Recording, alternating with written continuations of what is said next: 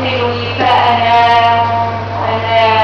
أدركني صوت سحرني آتاك المولى أختا ذات مقام وتمر الأيام العظيمة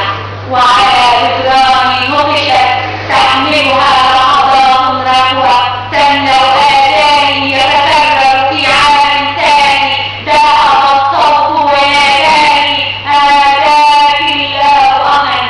سيدة الأيام في عالم ثاني تتعالى نفس الكلمات آتاك الله أمن عاشقة الأبيات فيردد مجنون الشعور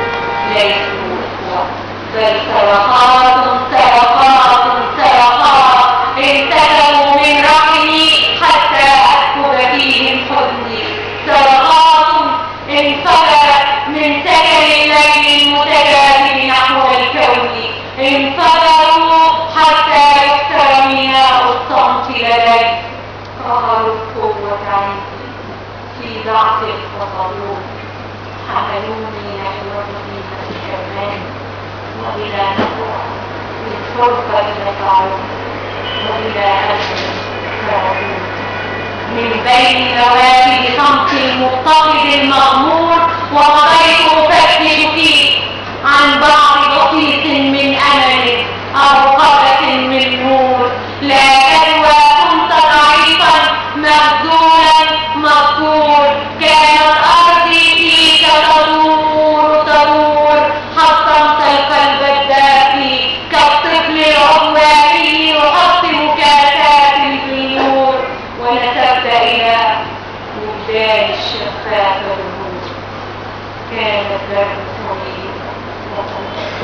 ترفع إليك رغيف كنت على قلب المتكامل بالأقدام تسير وتغوص ببحر خياناتك تبذيرا تبذير امتلأت أعماق شعوري بجروحك قاتلني اليوم غموضك وعلى دم الثاني كانت أشباح الغابة تبدو وتبيد بسما خطوي كانت عقبال الغابة تهبط ثم تطير ما روعني أني أصبحت قتيلا وبقايا مقتول في حضن سماء المقتل كان القمر العالي والضعف أيقظني هذا البدر سرب إشعاعا ببقايا جسدي وتسلل هذا الإشعاع إلى روحي فحييت يا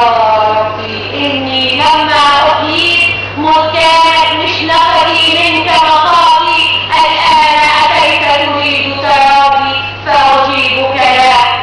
فوق جذوع الأشجار تأحفرها لا في حبات الماء الصحراء ترسمها لا في ضوء الشمس الساطع يتعالى صوتي لا ما زال يعطي جرح نازف يا ضيف الأحزان انطفأت كل الشمعات عندي لم تبقى الكاسات انطفأت